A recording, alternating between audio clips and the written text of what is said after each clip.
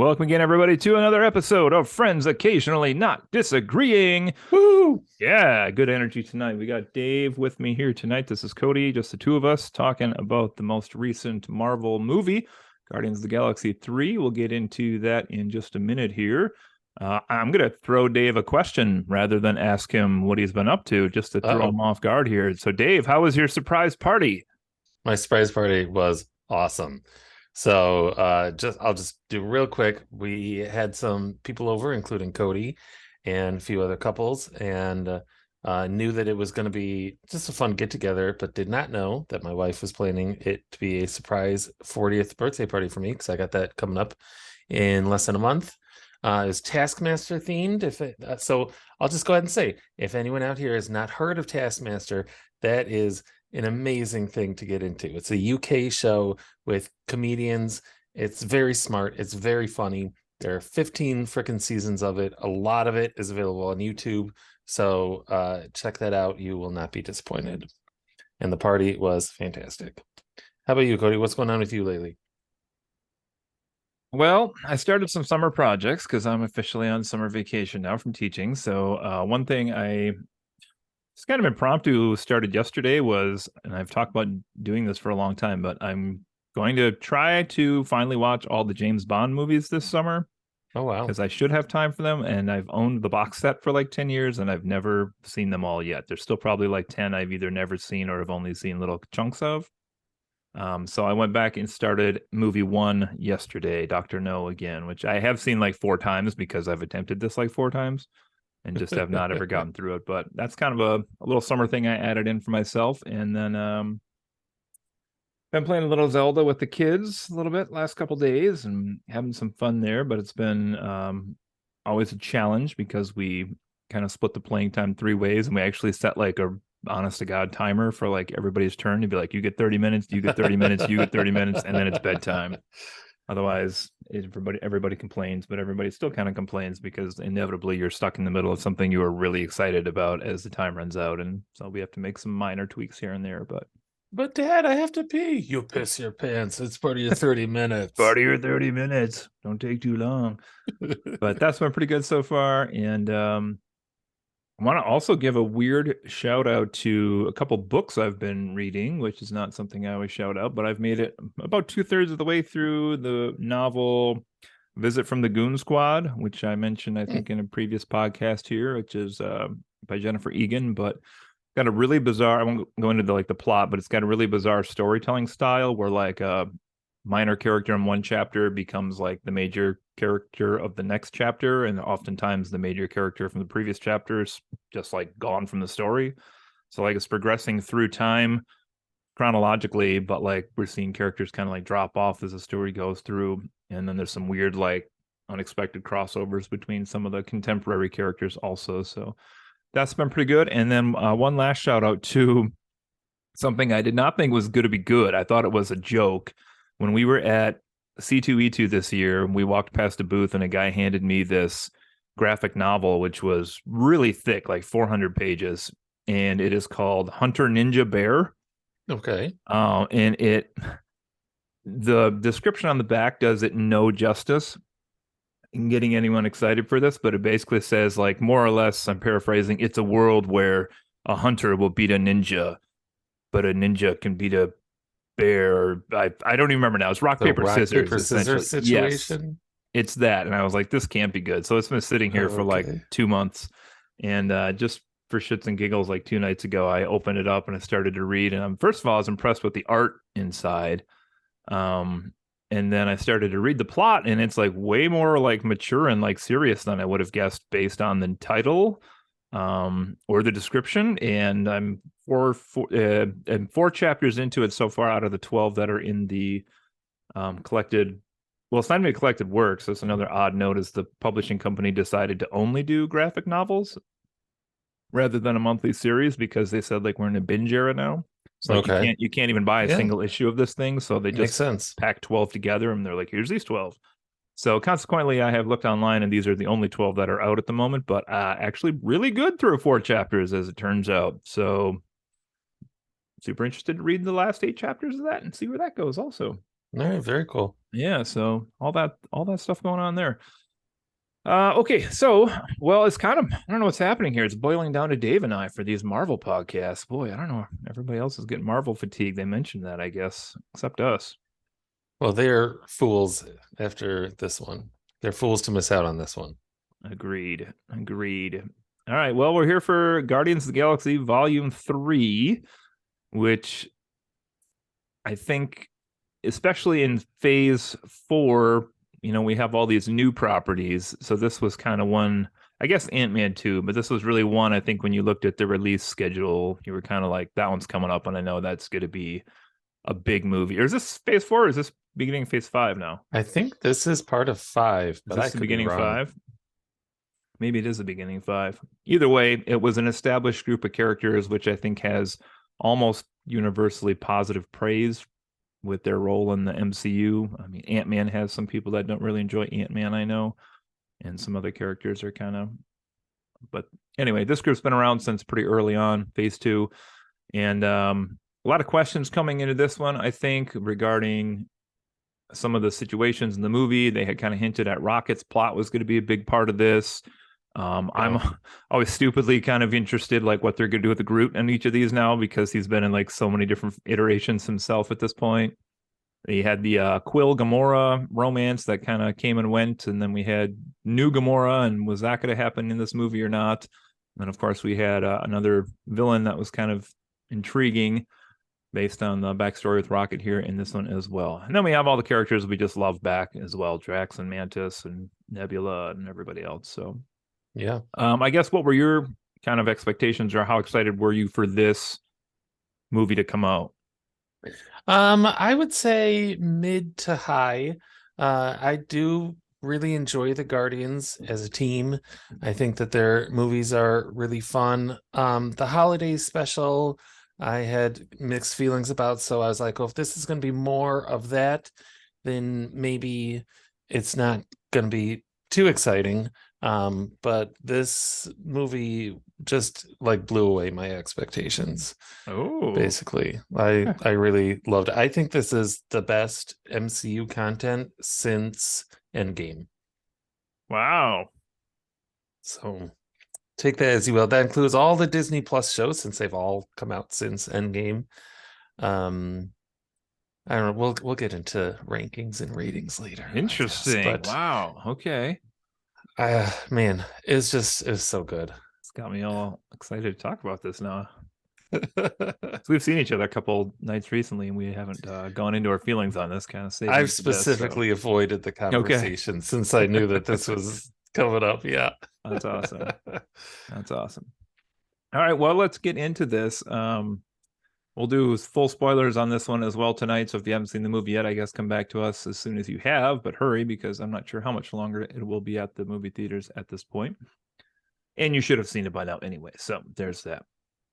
Okay, so in lieu of like a total plot recap, which I don't think we necessarily need to do, Yeah. this movie did have kind of an interesting angle in how it was presented to us, in that I just said, not going through the whole plot, but Rocket essentially spends a lot of this movie incapacitated, and a lot of the backstory in this one takes place in his past.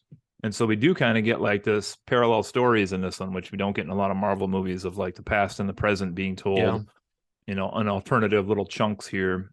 So I guess let's start with the backstory on Rocket. I mean, we kind of knew from the other movies that he was going to have some sort of tragic, or maybe dark, tough to watch backstory. But what did you think about his backstory in general in the movie? I thought it was really excellently done. Like you said, we kind of knew the broad strokes of it just from what we know of him. But I thought that they did an excellent job of filling in those details, making it interesting, showing really how he got there, and integrating the villain of this movie into that story in a very great way that let us get to know him as well, and what he's all about, and the relationship between him and Rocket, which they really don't encounter each other again until the very end of the movie. So kind of this backstory is their entire bulk of their relationship together. But I liked it. I will say you know me, I'm not a big animal person. Mm-hmm. So I think a lot of people who were hit in the feels specifically because of his little like animal buddies, that was not me. And I kind of wish that it was me because Mm. they did a really good job with that. I just like I don't know. I'm not a big animal person, and I think it would have been even better for me if that was the case. That's interesting. Yeah. When the scenes with his three friends, whose names I don't all entirely remember, Floor and some other names here. Lore What and were their names? Lila and Floor Lila, and Teeths. Teefs. Yeah, there Or you go. Teeths. There we go. The walrus.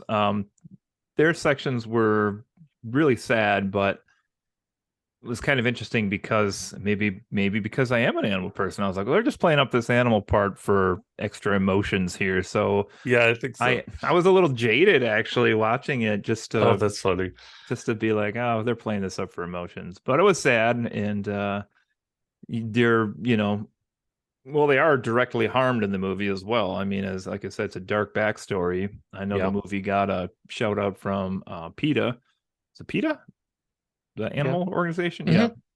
for having brought attention to abuse of animals. So they had that endorsement, which is a bizarre endorsement to get Yeah. because usually they're like, no animals were harmed during this movie for PETA. And this one, they're like, thank you for showing fake Animals animals being. brutally killed in this movie. Yeah, no doubt. Not only those ones in cages, but then an entire planet full of anthropomorphized animals later. Yeah, So yeah, that's an interesting endorsement from Peter. that's funny. Oh my gosh. Let's see what else we got here. So those characters were interesting. I had read that the character of Lila, I had forgotten this was apparently in Guardians of the Galaxy #1, was mentioned when they did the like little profiles on each of them. Yeah, yeah, and I heard that that's like a retcon, or James Gunn was like, oh, in retrospect, that was a little mistake, but we wanted to reference what is Okay. apparently a comics character. I don't know this group that well from comics. I actually probably know Sylvester Stallone's group of the Guardians of the Galaxy, his characters versions more than I know this group more now because of the movies and how popular they are now. But originally, I would have like the '70s group is the one I would have known better. I can't stand Stallone, so I was glad he was only in it very briefly. Yeah, we get him back again. I mean, we get a this is a full cast of people in this one That's too. the truth. Yeah. Didn't have in person the one person I was hoping for though, but we'll get to that later Okay. on. I'm All curious. right, let's see. But Howard the Duck was in it. What are you talking about? Howard the Duck was in it. That's true. Kevin Bacon. It was Kevin Bacon. Kevin Bacon Kevin was in it. Bacon. But a picture of him is shown in the credits, so Yeah, yeah. that's the best we could hope for, I guess. Okay, let's go to well, we kind of already hinted at this, but let's just in general, how did you enjoy, if that's even the right word, the villain in this movie, the High Evolutionary? I thought he was great. I really enjoyed him. I'm always happy for a villain that is not just an alternate version of the hero with the same Mm-hmm. powers but evil, and this was not that. I thought the actor did a fantastic job. There's a really there's so much of that character that could have been just over the top and absolutely hammy, but I feel like he sold it. He sold the insanity. He sold Yeah. like the drive that this character has. Um he didn't have like a tragic backstory, which sometimes I like, but sometimes is just so tropey. This dude was just evil and like getting more and more insane and had to be stopped. It's classic. Done really well. Yeah, what do you think? Yeah, so if you haven't seen the movie and are planning to watch the movie again at this point, we're assuming, but this is a villain who basically, Thanos was reduced the need for resources in the galaxy by eliminating half the things.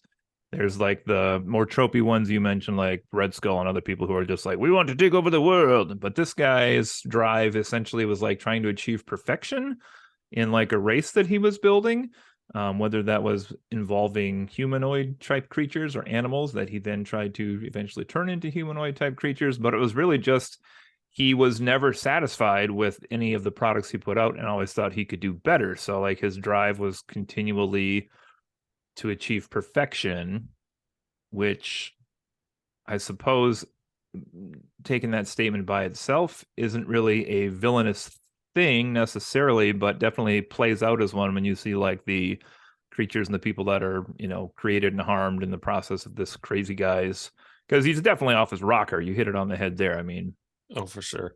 and I do think you're right in that, like, there could have been a lot more like wah ha ha ha ha parts with this guy. And I think there are some parts where he does act like that, but like you can get a sense of it is just the insanity of the character more than him, like, relishing the thought that he's being evil. It's just like he is probably not even aware of the fact that he's being evil because he's driven so much by this goal of his.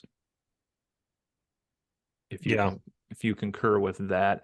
They also relay to us here in like a little subplot that apparently the High Evolutionary is also the creator of the race, the Sovereign, that we have seen a couple times in the movies. I really liked that. That was a good fit between this new villain and his whole deal and this previous race that we've encountered and is already part of the story. To bring them in as one of his creations was a really nice touch.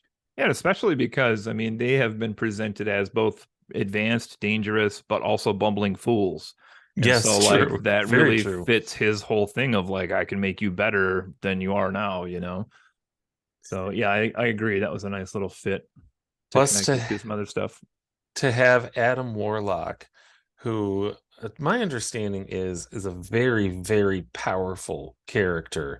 To have him be young and like came out of the oven too soon is a really great way to not only nerf his powers a little bit, but make him both more humorous and a bit more sympathetic, and uh, just helped him hit the notes that he needed to hit being introduced in this story.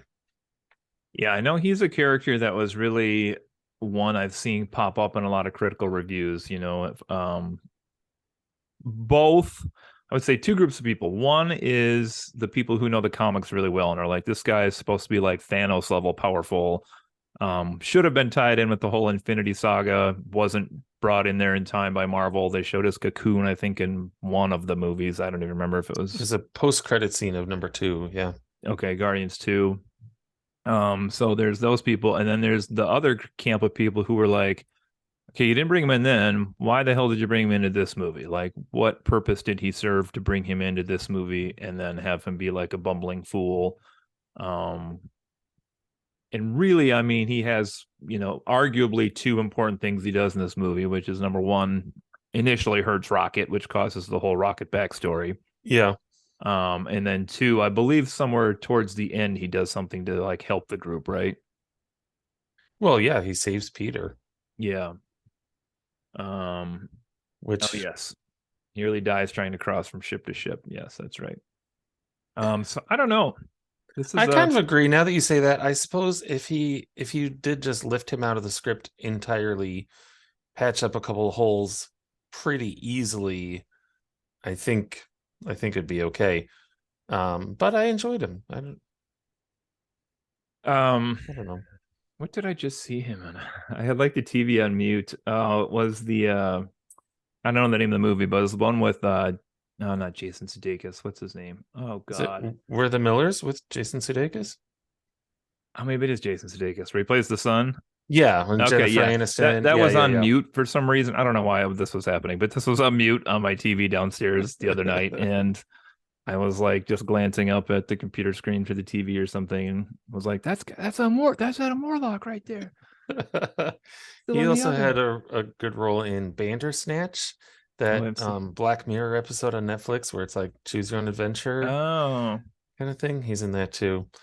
And yeah, when they first cast him, I was really confused because I know him from those things, and he's like a weird little creep. And I think of Adam Warlock as like this really powerful Yeah. space cosmic guy, and that seemed like a mismatch to me. But now that I understand where they're going with that character, I liked him in that role. I thought he did a good job, and that was a good casting. Yeah, he grew on me a little bit as the movie went on, I think, for sure. They shove a lot of characters into this movie. We just mentioned the huge cast, but I also didn't really feel like they did a disservice to anybody in this movie, which for an ensemble piece this large is kind of impressive. Yeah, I agree. I was a little surprised at the beginning when they were like, "We are the Guardians, all of us together. All right, we have a mission. Um, Cosmo and Kraglin, you stay here. We'll be back." Which was fine in terms of the characters that I want to see more of and don't really need to see more of. Yeah. Um, but I was a little surprised by that. I thought that was a little bit of a shift in the dynamic. Yeah, for the most part, Cosmo the dog only really gets a few moments in the limelight, mostly jokes. Kraglin got a little bit of an arc in this one. He kind of overcame his whatever was holding him back from operating Yondu's whistle arrow, of his fear, or I don't know. Yeah, when But Nowhere was being attacked, I was like, I was genuinely like, oh my God, they're so fucked. Like, what do they have that could fight back against this? And Yandu's arrow used well, yeah, that'll do the trick. So I was, even though like it was immediately obvious, then oh now he can do it. Um, I I don't know, I didn't see that coming, and so I was surprised. Oh, can we talk about how Nowhere is now not only mobile but weaponized? With a freaking yeah, giant cannon coming out of one of the eyes. That's pretty nuts. you want the Lego set, don't you? Oh, I would absolutely buy that Lego set. Yeah, no, it's pretty cool. I didn't really think about the fact that it was moving around, but I guess that's a great point. Yeah. Just kind of accepted that, but that's a great point. Yeah, it's pretty crowded place by the end of the movie as well. Although I think might have lost a few people during the attack on the planet there, Oh, for sure, yeah. but now they have animals and 10,000 little kids, so who knows what it'll look like in the future. That's a good point. Yeah, I don't know if they're all going to be able to get by on what supplies they had there, but And we got a cameo by Yondu at one point. yeah, Um, a little Force Ghost yeah, almost. that's a good way to put it. That's kind of nice. Always up for a good Yondu sighting. And well, let's keep going here. So anything as far as with all the talk about how dark this was going to be, did you have a problem with it, or did you feel as though it was different? I mean, did you take your kids to see this? No, I did not.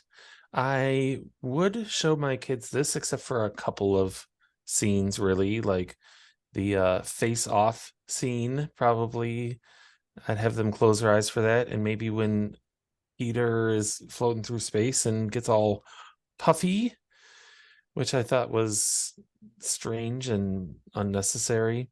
I feel like James Gunn doesn't shy away from that stuff, and I Yeah. I feel like Disney kind of let him do his thing on this one a little more than usual. One thing I really enjoy is just when whenever he has like a random side character who just gets totally fucked for no reason in particular. Like was it, oh, when they're rescuing all the animals and there's some citizen of nowhere who's like, okay, I'm helping rescue the animals, and this monkey jumps up and just like fucking claws her face off. I was like, what is that about? And it's just there to have some humor, but oh, I don't know, that's stuff like that is like when I'm like, I don't know, James Gunn, that's a little too much, a little too much. How about you? Um, I don't think it was as dark as I thought it was going to be, and I'll tell you the biggest reason why is because I went into this movie like fully expecting to have at least 2 or 3 characters die. Yeah. And my correct, well, who died? Aisha died from the Sovereign. She was kind of annoying anyway. And then I don't even remember. Did the villain die? He must have died, right? You know, Been a few they weeks kind since I of did watched the this. tropey thing where they kill a million bad guys, like a million minions on the way to him, and then they're like, "Nah, we're not gonna kill you. We're not like you." Oh And yeah. it's like, really? But I'm pretty sure his spaceship like blew up right after that. So they could say that he got away and use him again, but I feel like there's really isn't anything left to do with that character. So I think he died. I did just I'd forgotten about this part too, but I was rereading a summary of the movie here, and I had forgotten that his crew, the High Evolutionary's crew, actually does turn against him towards the end. Remember that? I liked that. I Which I liked was like, that. that's new. Like we haven't seen that really in a movie, I don't think, in Marvel so far. Yeah, I agree. They're like, When whoa, you're taking this too far. Maybe it's time to calm down there, buddy. All oh, right. Yeah. another crossing two things here, talking about his underlings and brutal things. When they when they have his one guy who I only refer to as Mateo because that's the actor played that character on a Superstore. Anyway, they jump out of the spaceship with him, Peter and Groot do, and I was like, oh, they're threatening him. They're gonna get the information they need out of him, and then like land softly, and he'll be fine. No, they fucking landed on that guy, and he was just dead.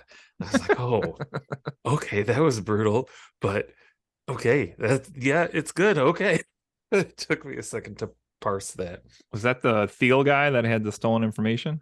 Yeah, yeah, yeah. Okay, yeah. He was a good character too. All right, let's see what else we got here. Well, I think we got to talk about this one for a little bit, which is what'd you think of the Quill Gamora story in this one and how it ended and how it went in the movie? I thought it was really good. I was hoping that they would not be back together because that doesn't really make sense. It's a really interesting idea that really is only possible through science fiction, Yeah. to have she's her but from another dimension. She's her but from a previous save point basically Yeah. in her life. Um so I was glad the way that they handled it between the two, that she originally was not didn't even want to hear about what Peter was trying for, but in the end, kind of felt bad for him, but also had her own thing going where they let James Gunn had her find another family Yeah. that was hers and was not the Guardians. Even if she was not, the original Gamora, but still joined the Guardians, it still wouldn't have been as satisfying as this was, which is really just her finding her own path. I thought it was great. I don't know what I wanted for that to be quite honest. Part of me was like, I hope they get back together, and um I wasn't even positive how big of a role she was going to have in this movie. For all I knew, she was going to pop up with some space adventure they had in the last 30 minutes and bump into her, and that was going to be the whole thing. But instead, she's basically there for the whole movie. I think you've got this is a Guardians send off. Yeah. So I don't know. I think I posted on Facebook, and I just when she says, "I bet we were fun to him," I was like, "Oh God," and I was like, Oh, is that what you said? Like those 5 words or "Yeah, something? I was trying to figure out afterwards what you meant. yeah." It was when she said that to him at the end, and I was like, "Oh God," because I mean, I was thinking about this earlier today too, which is, I've never stopped to really look at or make a list of or look at a list of like the relationships in the MCU, like a list of all of them, but I Okay. mean, theirs has always been so unique and playful, compared to like, I don't know, Tony and Pepper or whoever you want to. I mean, Captain Peggy are certainly a whole different style of relationship, and Yeah. this is their story was just so interesting. Because Gamora's always been like more mannish than Peter, so that's why I was kind of giving him a fun dynamic. Yeah. But then the humor that went into everything about the relationship too, and all the things he would do to swoon her and win her over, at least in his mind, or she took pity on him and eventually fell for it, I guess. But yeah, just I don't know, that was a hard moment for me in the audience to watch that and just think like, they're never he's never at least going to have that back that he wanted so much. And she, of course, I guess what you're saying, that's not her, so she's not losing out on what she had. She just will never be able to experience what that experience was. So Yeah. Did you think when he was floating out in space that she was going to go save him as like a parallel to the first movie? Because that's what I thought was going to happen for a second there. no, but I tell you, I did actually think he might die there. That's actually Yeah. in my head what I thought might happen in that scene. Because I was like, they're not killing anybody big off. Star Lord sacrifices himself to get like all the kids to the planet or something, and that's where they're at. But I thought maybe too, although I should have realized in the moment that his grandpa had already been mentioned like twice in that movie so far, and it made no sense to set that up and then not pay it off.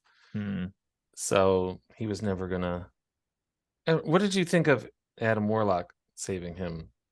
I thought the little Sistine Chapel finger moment was a little on the nose. Ding. Yeah. Yeah.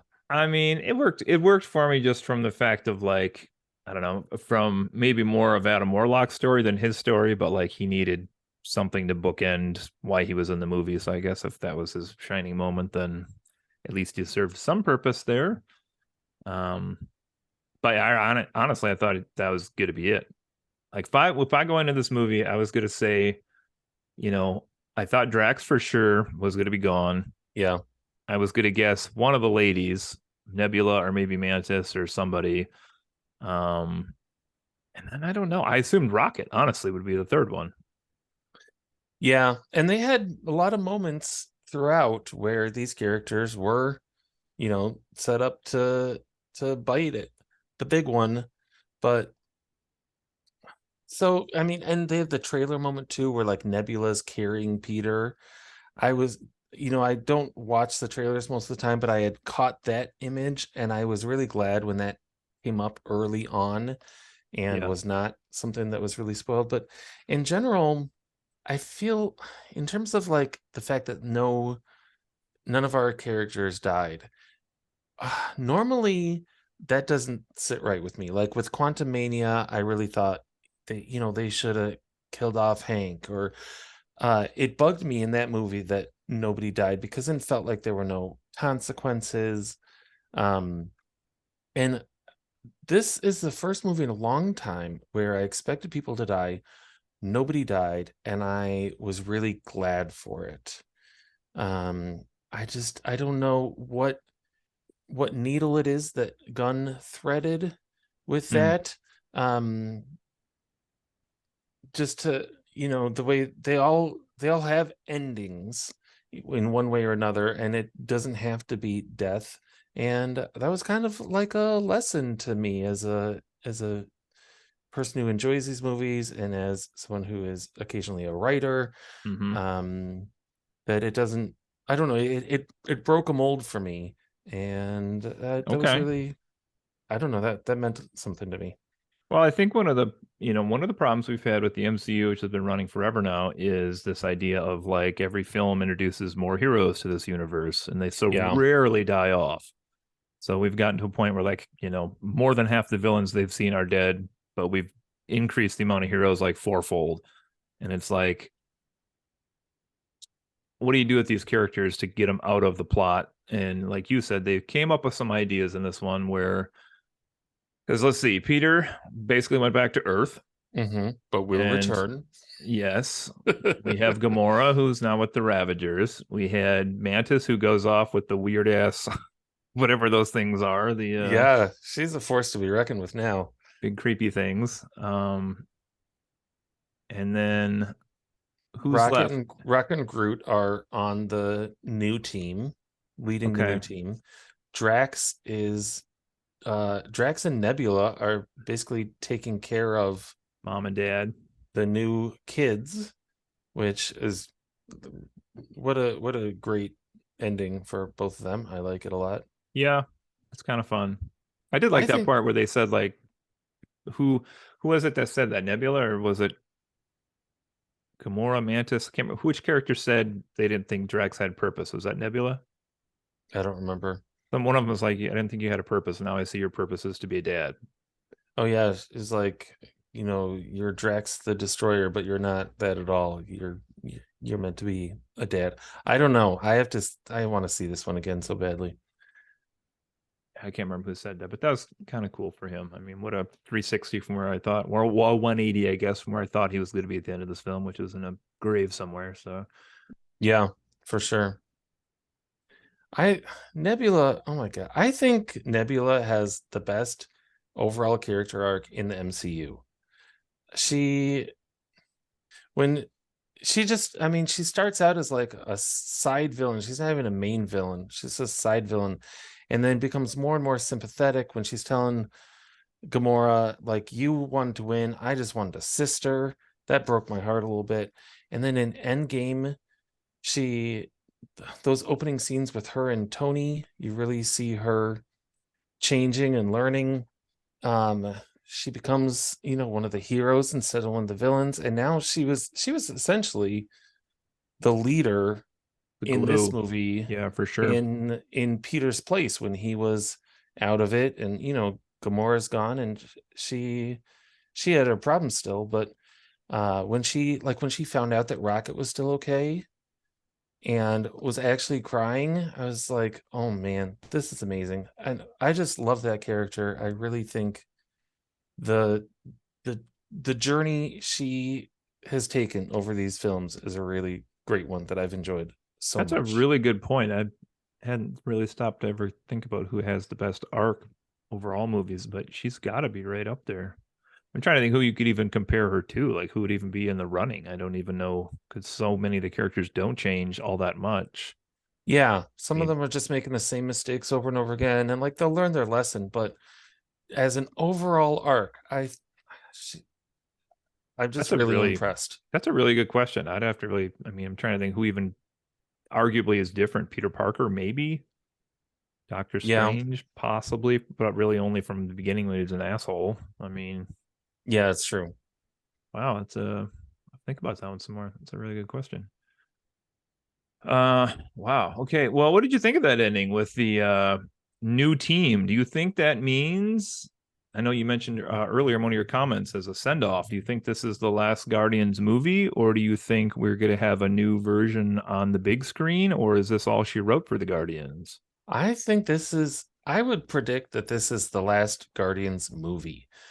There might be uh like a TV show with Rocket's team, and I think we'll see these characters again as part of other stories. But I would predict that this is the last one. And that's really sad because we've essentially lost the core Avengers, and now we've lost the core Guardians, and those are the two big teams in the MCU. And they're just new versions, just younger versions of many heroes and new Yeah. teams. But in terms of the OGs, I think this is it. Yeah. What Yeah. do you think? I don't know. This has always been such a weird ragtag group of misfits, even from the very inception of this team. But Yeah. looking at a team now here, because I just have the list here: Rocket, Groot. So we have a tree and a raccoon, which he does finally realize what a raccoon is in this movie. We have a talking space dog. We have Kraglin. We have Adam Warlock. And then we have Adam's pet Blurp that he attaches to in this movie, which is kind of a bizarro little character. Reminded me of Morris a lot from Shang-Chi. Yeah, for And sure. then one of the kids that had like weird colored eyes by the name of Phyla, apparently, which if I click on this, apparently this character at various times has been Captain Marvel, a character named Martyr, and Quasar, who is, my impression is always like a minor version of Adam Warlock. So that's kind of interesting. Oh, interesting. I didn't know that character had a background. Yeah, I didn't know who it was in the movie. I was just looking at notes here, but so I don't know. That seems like a weird, even weirder crew to take on a movie voyage with than the initial crew was. So I don't know if they'll make it back or not into another movie. But then that little snippet you mentioned as well, like Peter Quill will return, like what's that going to do with then? Does that mean he's going to be called out for like some of those later Avenger movies, or I don't know. I don't know either. The fact that he's on Earth now makes it a little easier to That's pull him true. in, Could since pop up most of anywhere. our stories take place on Earth. Yeah. This random episode 10 of Daredevil. I could see it happening. Yeah, I don't know. That's I don't know. I don't know if we'll get any more movies with them. Maybe. I want to say too. So I saw this movie when I was at Disney World Oh, with my that's right. family. We had a rest day, and so my brother-in-law and I went over to Disney Springs and the theater there and watched it. Both really enjoyed it. And then a couple days later, I got to ride the Guardians of the Galaxy ride at Epcot, and uh, the movie, as wonderful and moving as it was, did not make me cry. It did not make me tear up. But when I was like almost on the ride, I was tearing up because the when you're waiting to get on the ride, they have a whole storyline, and it features the original five as a team, the timing of which doesn't actually make sense with the group that they have in there. But um it just has, having seen kind of this ending and then seeing a new thing that is like a previous adventure they had, that got me, which I was surprised by, but really enjoyed. I don't know, I love Guardians. I'm sad. Yeah, we've talked about this group in the past on different podcasts as well, but really can't be overstated. Like they like out Star Wars from nowhere. Which still blows my mind. It's just a bunch of people and nobody knew, and suddenly like it was an entire team of Han Solos together, and somehow that worked. And like they stole, for my money, they stole the thunder of like the main Star Wars entries. It's nuts, but And they're such a fun team. Like when they're uh when Nebula and Mantis and Drax are going to like save Peter and Groot from the ship. So they get on the ship not knowing that Peter and yeah, Groot are already off the ship. Like that's just something like the Avengers would never do, because the that's true. Avengers, they have a plan, they have a mission. They're not making it up as they go along like this group does. Like, what do you mean you're on the ship? We're off the ship. I love that shit. It's so fun. So fun. Love it. All right, what else do I got in here? Yeah, what How did else? a curiosity? How did you like the soundtrack of this one? Watching the movie, 'cause soundtracks have always been huge with these movies. Volume one, volume two were both. I actually don't know how big of successes they were, but my impression is that minimum they put a bunch of older songs back into the public consciousness for sure. Yeah, yeah. I will say I think this one for me fell short in that regard. Um, some of the music was great. I thought like ending with Dog Days Are Over, Florence and the Machine, that was good. Although I wonder if Cosmo was like, what do you mean dog days are over?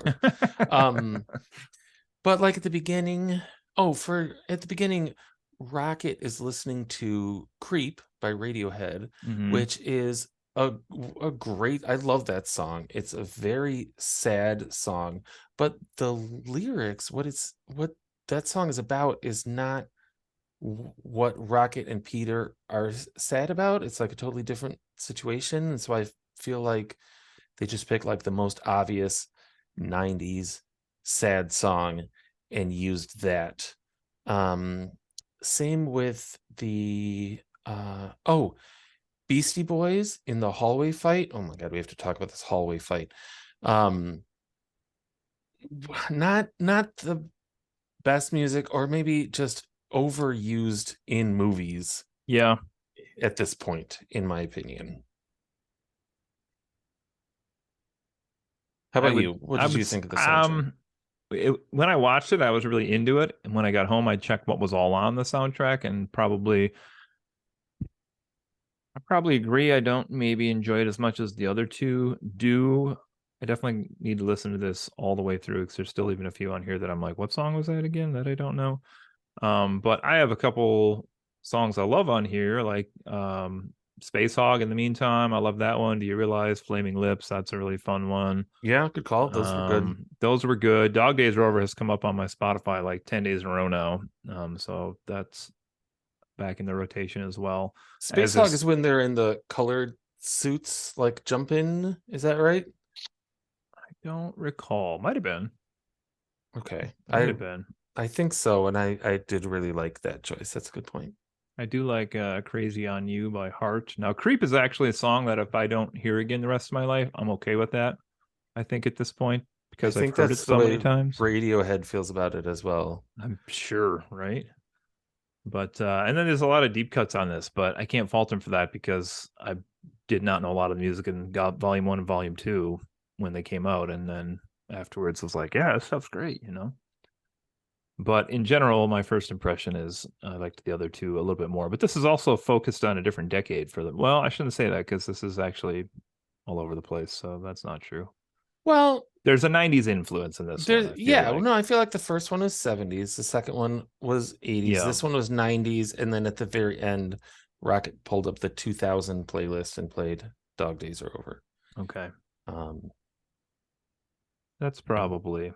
Yeah, I guess some of these could be 90s. Alice Cooper. I wasn't sure about a few of these though. Rainbow Heart, Earth, Wind and Fire, like these are not bands I associate with the 90s. oh, that's true. So I don't know. I Okay. don't know, but I liked it in the movie. I mean, when they were playing the songs, I liked them in the movie. So there's that. What did you say you wanted to go back to? The hallway fight. Oh, okay. Go talk about the hallway fight. Oh my God. So the MCU has many good hallway fights. Packed. Um, and this was the best one yet. This was just incredible. Just one long take of all the Guardians working together, but show each one showing off their strengths. Just super cool cinematography and choreography and some absolutely brutal kills as part of it.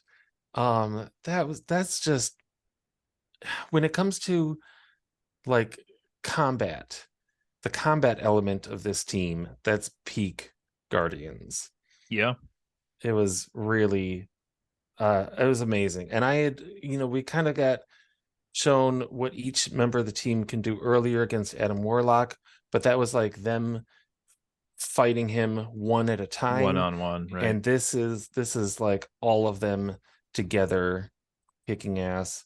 I would pay the price of a movie ticket just to go watch that scene again. Ooh.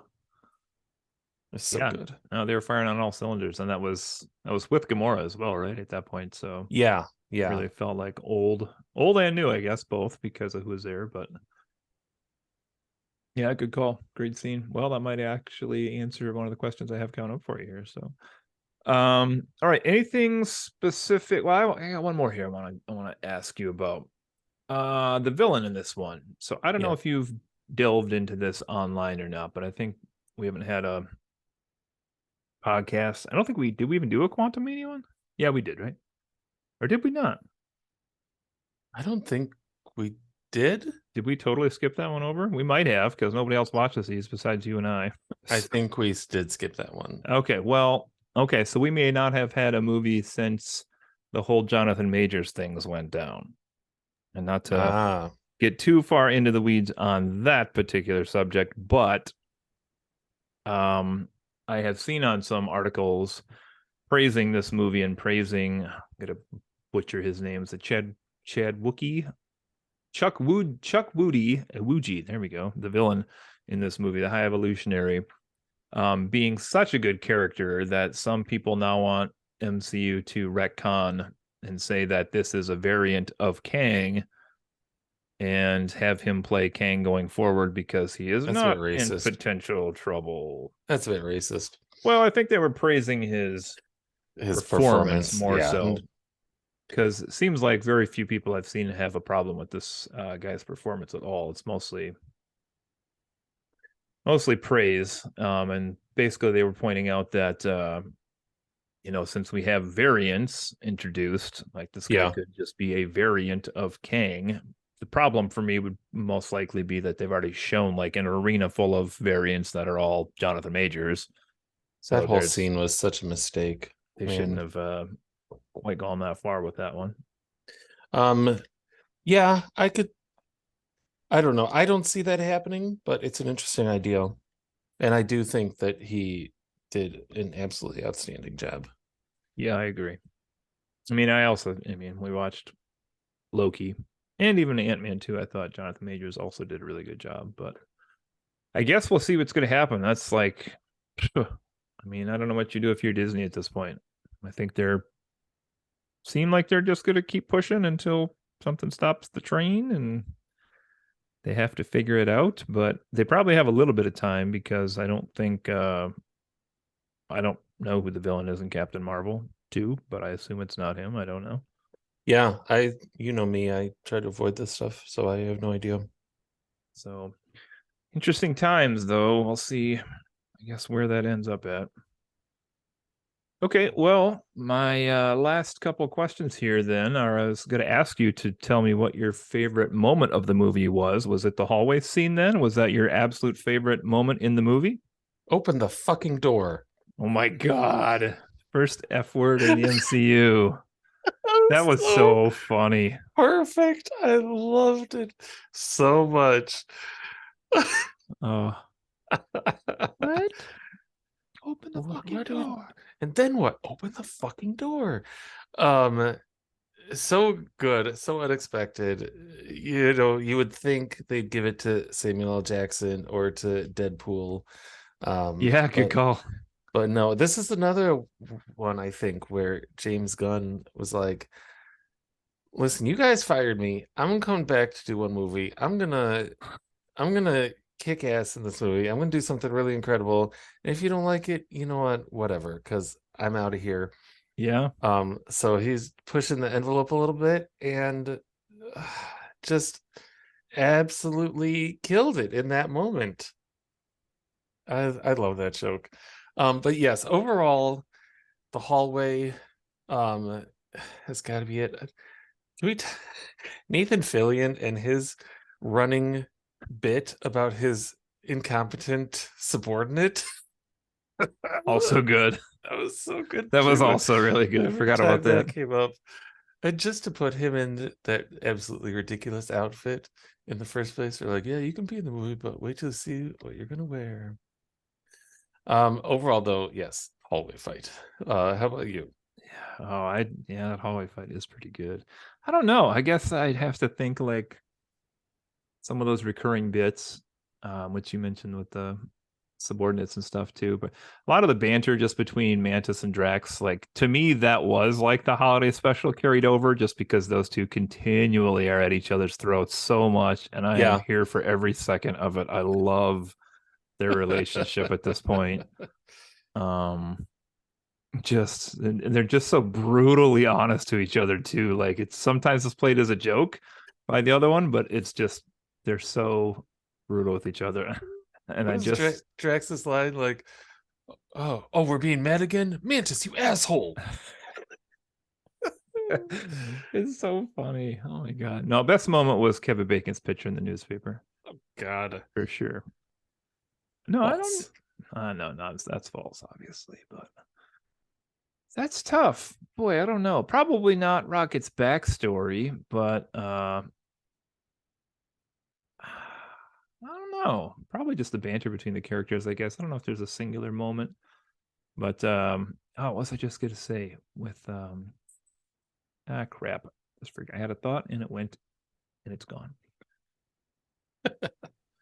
Yeah, I can't think of what it was now, but anyway. It'll come back to you as soon as we hit Oh, it stop was the part recording. where the High Evolutionary designed Rocket and then like Rocket outsmarted him because he knew more than the High Evolutionary did to like fix the problem with the animals Yeah. that they were working on. I was thinking like how does that work if you like basically are uploading your intelligence into this other thing? But it's interesting.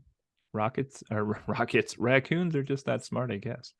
Do you think Rocket is the smartest character in the MCU, the most genius character in the MCU. The smartest? I mean, living? Well, I know he like at one point he has a line to Tony like, "You're only a genius on Earth" or something like that, you know. Okay. Um, I think maybe given this backstory and how like as a child essentially he was like figuring all that shit out. I I He's think he he's might be definitely this. the most innovative character. Just from the weird shit he comes up with random parts. Like he's basically a MacGyver in raccoon form who can just put together these space, you know, Yeah, machines to do things. as long as he has that guy's leg. So, yeah. Yeah, good call. There's I was just thinking like, I don't know, Iron Man 1, like Iron Man makes that suit in the cave, and like there's other moments where With a people box pull of stuff off. scraps. Yeah, box of scraps. I mean, I don't know. He might be. I mean, Banner's pretty smart, but maybe not as different. I mean, he's different smart, but maybe not as I guess smart. Stark did just figure out time travel in about half an hour, so there's There's that. that. Definitely not Mr. Fantastic and Professor X because they greatly underestimated. They're not them, but um. All right. So last question I had for you on my notes here is who gave your favorite character performance in the movie? Oh, oh, that's tough. I mean, I've talked about Nebula, but I don't know if that's strictly on the performance. Bradley Cooper obviously did amazing things. Yeah. Um, I think it's probably got to be the villain whose actor's name I do not know. And like you said, would not be able to pronounce. But I thought he did great. I read that James Gunn cast him on Peacemaker, which is like a Okay. one season show on HBO that everyone should watch because it's really fantastic, even though it's DC. Um, and then just liked him so much that he wanted him in this, and what a great move because he he was perfect. He's perfect. Hmm. Yeah, that's a good choice. I'd probably pick him too as far as overall performance. I mean, I do agree with you a lot with Bradley Cooper probably gave his best performance as Rocket, or at least his deepest performance as Rocket in this film. Yeah. Obviously, he's not Rocket himself, so I don't know that his actor performance is on the same level as this other guy's, but should get a shout out there as well. And then, like you said, Nebula has pretty good arc in this one too. So, but yeah, I guess I'd probably also pick the villain, which is probably the mark of a good Marvel movie, wouldn't you think? Yeah, for sure. Like Thanos was a force when he entered in. Like that performance was good as well. Um, a lot of forgettable villains have come and gone in the MCU as well. I was looking up this villain here in the background too. This guy has been in far less than I thought. Wow. I really thought this guy had been in more things, but I guess not. Hmm. It's been in one, two. The biggest ones would be John Wick Chapter 2, which I've never seen, and Guardians of the Galaxy 3. It's also in films called Exam, Barry, Bikini Moon, Rosie, Daniel Isn't Real, Shine Your Eyes, News of the World, and The Girl Who Got Away. And then he's also got about dozen and a half TV credits to his name as well. Madam Okay. Secretary. These are mostly one episode roles though. The Well, hopefully we'll Split, see him in more. I guess, is his biggest role. Have you ever heard of that? The Split. Nope. He's in 18 episodes of The Split, which is a British legal drama. Interesting. Okay. It's called Taskmaster. So, hey, full circle. There we go. Oh, good stuff. Are you excited for the Marvels or not? I am. Yeah, for sure. Um, I'm excited for that. I'm excited for Secret Wars. Oh It's yeah. coming out right after my birthday, so Yeah. that'll be good. We should do We should get the gang back together and watch the first episode and then talk about the first episode like we did for Moon Knight and She-Hulk, because I like that format. And then come back Yeah, together at that's the end. a good idea. I'll have to If we can check. get these jabronis to join us again. Maybe if we do like a weeknight one, I might be able to squeeze it in. I think we're still here then. That should work. Let's try to figure that out. That sounds good. All right. Any closing thoughts for you tonight, Dave? Yeah, I want to hear your number. I want to hear your ranking. Snap. I hadn't put one on this yet. Let's see. So much to enjoy about this one. I mean, it's a bittersweet ending, probably for that at least OG cast. This is their last hurrah. I was shocked that nobody died in this, quite frankly. So I guess the door could be open for a reunion down the road sometime. See, this is my issue I was mentioning earlier, though, is like, let's say Kang starts all this shit and the world's going to hell. Like, why would these people not come back and help fight in that situation? Like, that's the problem with too many heroes. Yeah, true. They almost need to kill more people off, but maybe that'll happen actually. It'll be like Infinity War, but nobody comes back for Endgame. Some kind of purge. Yeah, That's true. honestly what they could do, especially with the X-Men and Fantastic Four coming out on top of it all. Yeah, very much so. Deadpool, I just saw started filming like a couple days ago. Finally. So I guess lots of love here, a lot of good laughs, a lot of dark, a lot of emotion. Good villain.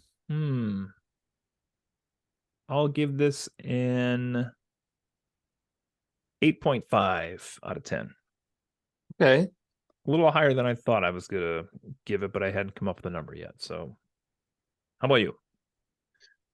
Well, I want to see it again before I firmly decide, but I was looking at my list of from when we ranked all the MCU movies, and I was trying to figure out where it sat there, and it's sitting at number 6. Wow. Which previously was taken up by Guardians number 1.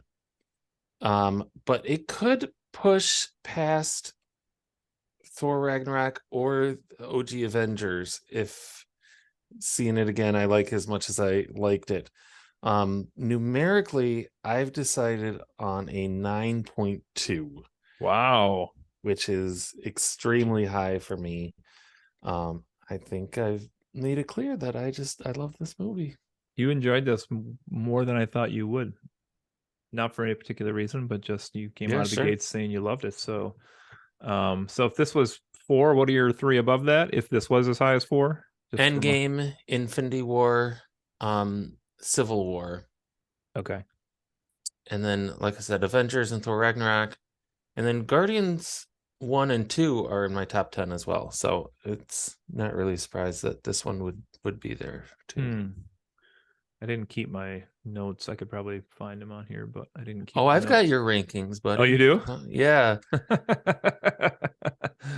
I have my TV show Marvel ones. I saved those because at some point I was like, I need to stop deleting these every time we do an episode. Your top 5 was in order was Winter Soldier, Infinity War, Civil War, Endgame, Guardians 1.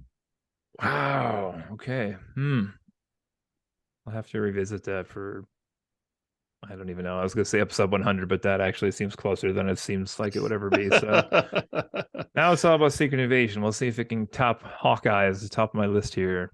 Yeah, Hawkeye's high on mine too. That was a good show. We get Loki later this year also, right? Yeah. Or hopefully with writer's strike we do. Knock on fake wood. I think that one's probably in the bag already. Is it? Okay. I don't know. I just hope we get that sequel to Winter Soldier, the TV show. Fall Soldier? Said no one. Autumn Soldier? Spring Soldier. Oh, Falcon and Winter Soldier? Yeah. Yeah, that one was a swing and a miss. Not gonna work. Although I think we got season 2 of What If coming also. That's got to be coming out soon because they've been releasing toys from that already for a while. So, but I don't know when it's coming out. But anyway. Okay, that's good to us this week, I believe. You got anything else, Dave? No, that's it for me. All right. Well, we will go out today singing the theme song in the best impression of a character of our choice from Guardians of the Galaxy Volume 3. So till then, this has been Dave and Cody. We have been friends. Occasionally not disagreeing. Not Not disagreeing. disagreeing. Must morph with my 5-assed monkey. Make the perfect human. That was my villain. Okay. Mixed with Marlon Brando from South Park. All right, bye, everybody. Bye.